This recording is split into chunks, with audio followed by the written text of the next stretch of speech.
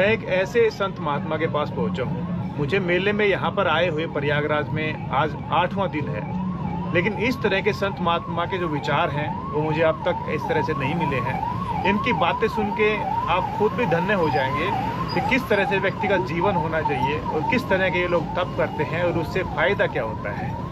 किसी व्यक्ति को अगर किसी तरह की प्रॉब्लम होती है तो क्या साधु महात्मा के पास आने से दिक्कत दूर हो जाती है, या फिर आप लोग अपना खुद का कुछ भी काम करते हैं, बाबा लोगों से संबंध रखते हैं, या अपने परिवार में अपना एक गृहस्थ जीवन जीते हैं, तो उनसे आप सबको क्या फ़ायदा रहेगा? क्या उन्हीं से हम साधु संगत या फिर उन्हीं से कोई इस तरह की कोई उपलब्धियां प्राप्त कर सकते हैं? क्या उन्हीं से हमारा भला हो सकता है? बाबा के विचार सुन के आप लोग खुद स्तब्ध रह जाएंगे कि साधु महात्माओं के विचार किस तरह के होते हैं। बाबा प्रणाम आपको। साधुवाद और आपके तप को देख के तो मैं खुद ही निशब्द हो गया हूँ।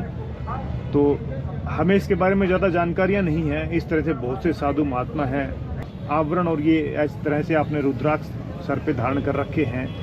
तो मैं तो चाहूँगा कि आपके बारे में थोड़ी जानकारी मिले, आम जन तक पहुँचे कि ये तप किस प्रकार का है, किस तरह से आप कर रहे हैं और आपने ये कितने रुद्राक्ष अब सर के ऊपर धारण कर रखे हैं। ओम नमो नारायण। ओम नमो नारायण जी। हमारे लगभग 5100 रुद्राक्ष हैं और ये एक प्रकार का हठ योग है। हठ योग कहेंगे इसको? हाँ, हठ योग कह सकते हैं, क्यों जी अपना कोई अपने शरीर के ऊपर भार तो चाहता नहीं कोई भी जी नहीं। तो आप ये कितना वजन भी आपने देखा है या फिर सिर्फ 51? आप ये हमने अपने काफ़ी सब कुछ मिला के तोला तो नहीं, लगभग 15 से 20 किलो के लगभग। 15 से 20 किलो। 2400 घंटे रखते हैं आप? ये सुबह आरती के बाद से रखते हैं, पूजा करके अपने पूजा कार्य निपटा के तब। और शाम को कितने बजे तक? शाम को जैसे दोपहर को भोजन करते हैं तो अपने भगवान को भोग लगाते हैं, तो अपने भोग लगा के फिर विराम करना होता है, तो भोजन करके फिर बाद में अपने शाम को फिर उतार देते हैं। तो कितने वर्ष हो चुके हैं इसको? लगभग 5 वर्ष हो गए। 19 कुंभ से यहाँ से जाने के बाद ही शुरुआत। जाने के बाद तो बाबा आपने ये क्या कैसे विचार उठा आपके, या फिर आपके गुरु देव ने बताया कि इस तरह आपको ये तप करना है, हठ योग ये करना है? कहाँ से ये विचार उठा? ना गुरु जी लोग तो नहीं कहते हैं हठ योग करना। गुरु जी लोग तो कहते हैं हमेशा जन की सेवा करें आप लोग। गुरु जी ही कहते हैं? गुरु जी नहीं कहते हैं, गुरु जी हमेशा ये कहते हैं कि सेवा करो।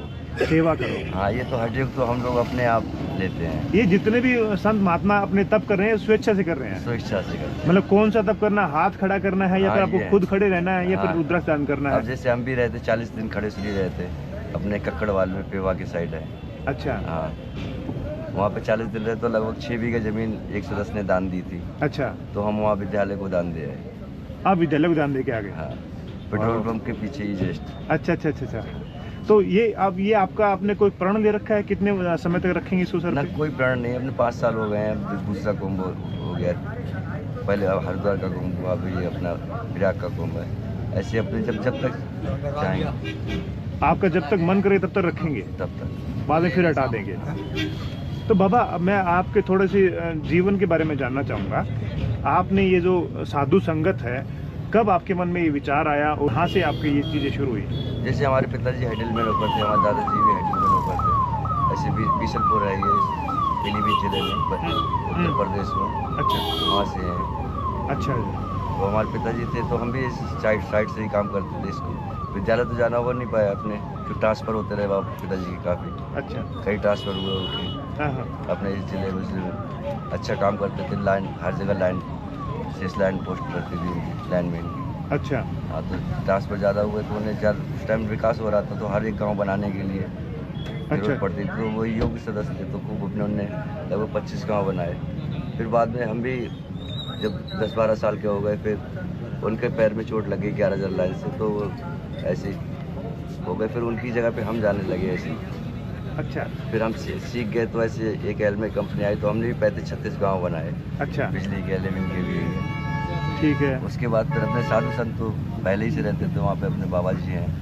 अच्छा। हाँ, गणेश दास जी श्री महाराज हैं, आएंगे भी यहाँ पे भी। अच्छा। हाँ, उनके साथ में रहते थे, अपने घर जाना, उनके साथ में रहना। अच्छा। हाँ, तो ऐसे ही महात्मा लोगों से मिलते तो इधर बरेली आ गए। अच्छा। फिर बरेली जुड़ ही गए बिल्कुल महात्मा लोग। अच्छा। कितनी वर्ष उम्र थी उस समय आपकी? उस टाइम लगभग 17-18 साल। 17-18 साल थी। तो आपको बाद में मन हो गया कि इनसे जुड़ जाते हैं? हाँ, ये धर्म अपने जैसे कि सदस्य कोई भी धर्म के लिए नहीं खड़ा होना चाहता है। अच्छा। कहते तो जैसे बोलते तो है हम लोग सनातन धर्मी है, सनातन धर्मी है, लेकिन जब धर्म की बात आती है तो कोई भी नहीं। कहते हैं हम लोग सेवा करते हैं, लेकिन सेवा का नाम आता है तो सेवा कोई नहीं, कोई नहीं करता सेवा। कौन करता है? आप समझो, ट्रेन पे भी कोई भी साधु जाता है, नहीं ट्रेन से जाता है, तो हम लोग चाहें तो उससे स्टेशन पे पूछ के महाराज आपका ट्रेन कट करवा दिया जाए, क्या इतने योग्य सदस्य नहीं होते हैं? या कहीं पे अगर भिक्षा कर रहा है तो उस टाइम खिला के उसके पीछे नहीं जाके देख सकते हैं ये क्या कर रहा है, कहाँ रह रहा है? नहीं कर सकते हैं? नहीं, बिल्कुल बिल्कुल। हाँ, ऐसे हर एक सदस्य को, जैसे जितने महात्मा अपने घूम रहे हैं, कह रहे हैं भिक्षा करते हैं। अगर इतने स्थान है ना, जो हम लोगों ने कमेटियाँ बना रखी हैं, छोटी छोटी कमेटियाँ बना लेते हैं, 5 सदस्य की कमेटी बना ली, और कोई भी साधु जाता है तो कह देते हैं भाई कमेटी का स्थान है, यहाँ पे नहीं रहना है, स्थान भगवान का या कमेटी का है। तो आप ये विकार हटाइए, अपने अपने मन की सोचे हटाइए, और जो भी अगर साधु संत यात्रा में भी आते हैं तो ये अतिथि की तरीका सम्मान करें उसका। जैसे कहते हैं ना, अतिथि देवो भव, तो जब अतिथि नहीं आए तो भगवान कहाँ आएंगे? बिल्कुल बिल्कुल। नहीं बाबा, आपकी उम्र के बारे में कितनी उम्र हो चुकी है आपकी? लगभग 36 साल हो गई। 36 साल हो गई है। तो आप घर से संपर्क है आपका भी? ना, घर से कोई संपर्क नहीं। घर से पहले भी नहीं था। घर के पास में ही रहते थे और हम साइड काम करते थे। अच्छा। और घर के परिवार के लोग आते हैं आपसे मिलने? ना, कोई भी नहीं आता। बरेली में हमारे पास में ही रहते हैं, हमारे मामा के लड़के रहते हैं, वकील हैं। अच्छा। एक उसमें अपने रोडवेज में है, पिताजी की जगह पे, और कई लोग हैं, मौसा वहीं हैं, भाई हैं, हमारा भाई हैडल में नौकर है बिशनपुर में। अच्छा। तो बाबा, आप क्या तब करते हैं? आपको क्या अनुभूतियाँ कुछ होती है, कुछ बताएंगे हमें? अनुभूति क्या? जैसे कोई जो चीज़ होती है वो दिखाई नहीं देती। जैसे आप भगवान को अपने नेत्रों से देखना चाहें तो नहीं देख सकते, आत्मा से देख सकते हैं। जैसे आप किसी भरे पेट को खिलाएंगे तो वो पलटी करेगा, अगर भूखे खिलाएंगे तो जब वो डकार लेगा तब वो आत्मा से कहेगा हे भगवान इसे खुश रखो, तब भगवान उसके पास होते हैं। अथवा भगवान उसके पास नहीं जो पहले जैसे थे। अच्छा। भगवान को देखना है, आप गरीबों में जाके देखो, नहीं तो आप खुद ही वो आपको भगवान कहेंगे, तो आप भगवान को कहाँ देख पाएंगे? मतलब इंसान में ही भगवान है? हाँ, अरे नारायण में भगवान होते हैं। नर ही नारायण है, नारायण ही नर है। वाह, क्या बात। नहीं, कण कण में भगवान, तो भगवान तो चींटी में भी है। नहीं, अब चींटी इतनी छोटी सी होती है, हाथी को मार देती है, तो जो नहीं शक्ति, कितनी शक्ति होती है, वो अपनी शक्ति पे आती तब। ये अगर मान लो गृहस्थ में रह के कोई व्यक्ति इस तरह का तप ना करे, फिर ऐसी इच्छाएं नहीं जाग सकती? अरे बहुत सुंदर बात है ये तो आप कह रहे हैं। जैसे अपने माता पिता की, बड़े लोगों की, बुजुर्गों की सेवा करके ये फल आप डबल, हम लोगों से डबल प्राप्त कर सकते हैं। अच्छा। हम लोग तो तप कर रहे हैं, आप तो जप करेंगे, तप करेंगे, अपने परिवार को चलाएंगे, आप वो कर रहे हैं। भंडारा, रोज भंडारा कर रहे हैं आप तो। कितने लोगों का, जब आप ड्यूटी करके आते हैं, आप सपोज करो आप लोग ड्यूटी से कितने लोग खर्चा चलता है, तो वो एक प्रकार का भंडारा ही हो गया। अरे वाह, क्या बात है, क्या बात है। हम लोग गाय को भोजन कराते हैं, वो भी तो एक दान हो गया। नहीं, एक रोटी अपने सुबह को निकाली, अपने शाम को निकाली, 2 रोटी का दान हो गया। दान तो किसी प्रकार से कर सकते हैं। बिल्कुल। एक मुट्ठी अपने चीनी मिला के आटे को अपने लाखों चींटियों को दान कर सकते हैं। लाखों लोगों में दान करने में बहुत समय लगेगा। बिल्कुल सही है। समय भी लगेगा, खर्च भी लगेगा। फिर बहुत बढ़िया। तो कोई कर सकता है, कोई भी कर सकता है। बाबा, बहुत ही महत्वपूर्ण और विशेष बात जो मेरे दिल को छू गई। तो आप लोग ये धोने वगैरह पे तपते हैं, या फिर आपने मान लो रुद्राक्ष सर पे लगा रखी है, तो इनसे क्या, ये जो हठ है, ये हठ योग होता है, इनसे क्या प्राप्ति होती है? थोड़ा कुछ अगर आप बताना चाहे तो बता सकते हैं। जैसे ये शक्तियाँ होती है वो आपको दिखा भी नहीं सकते। जैसे अपने कहते हैं ना, जैसे तांत्रिक लोग, तांत्रिक वही हो जाता है जो अपनी शक्ति को बार बार दिखाता है, प्रयोग करता है उसका गलत प्रयोग, तो उसे हम लोग तांत्रिक करने लगते हैं। और जो अपने शांत स्वरूप, अपने शांति में रहता है, उसे सिद्ध कहते हैं। अच्छा। मतलब वो शक्तियाँ या जो उपलब्धियाँ बताने की नहीं होती है? हाँ, वो दुरुपयोग करने की नहीं। जैसे किसी को हम लोग जैसे कहते हैं कि उसकी किसी के पुत्र नहीं होता है, निर्वंशीय होता है, उसके पुत्र हो जाता है। जिसके कोई 7 जन्म तक बच्चे नहीं होते, उसके बच्चे हो जाते हैं। आप लोगों के आशीर्वाद से? हम लोगों ने, गुरु लोगों के आशीर्वाद से। वो जो आशीर्वाद देता है वो कोई और होता है। क्या बात है, बहुत गहरी बात है।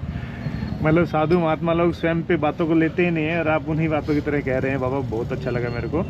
तो आप अब तो आजीवन आप रहेंगे इसी टोले में? आप क्या संदेश देना चाहेंगे इंसान को, इन जगत के लोगों को जो ग्रस्त में है उनको? जैसे अपने समय निकाल के जितना भी समय हो तो अपने जैसे भाईयारी के लिए ख़त्म करते हैं, उसे अपने भाई भगवान के, अपने सनातन के, अपने जो गरीब सहयोगी हैं, अपने मित्र भी गरीब होते हैं, उन्हें भी अपने कार्य से अपने आप भी उन्हें सहयोग करके भी बढ़ा सकते हैं हम लोग एक दूसरे को। जैसे सहयोग, अगर 3 पहिए है, 1 पहिया पंचर है, अगर उसे जुड़वा देंगे तो वो आराम से चला जाएगा।